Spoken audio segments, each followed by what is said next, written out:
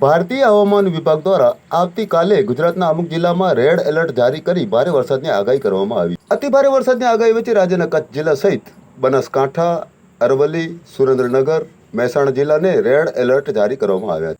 અતિભારે વરસાદની આગાહીને ધ્યાનમાં લઈ મુખ્ય સચિવ જોશીના અધ્યક્ષ સ્થાને state emergency operation centre Gandhinagar ખાતે બેઠક યોજાઈ હતી. આ બેઠકમાં વિડીયો કોન્ફરન્સના માધ્યમથી જોડાયેલા વિવિધ જિલ્લાના કલેક્ટરશ્રીઓને મુખ્ય સચિવે સંભવિત જોખમ સામે એલર્ટ રહેવા સૂચન કરી વહીવટી તંત્ર દ્વારા કરાયેલી આગોતરી તૈયારીઓની સમીક્ષા પણ કરી હતી. હાલમાં રાજ્યમાં એનડીઆરએફની 12 ટીમો અને એલડીઆરએફની 20 ટીમો ડિપ્લોય કરવામાં આવી છે. દર્શક મિત્રો, આપને જણાવી દઉં કે મુખ્ય સચિવે જિલ્લા કલેક્ટરોને કયા આદેશો આપવામાં આવ્યા હતા. સંભવિત જોખમને ધ્યાનમાં લઈને જિલ્લા વહીવટી તંત્રે તમામ આગોતરી તૈયારીઓ કરીને એલર્ટ રહેવા જણાવવામાં આવ્યું હતું.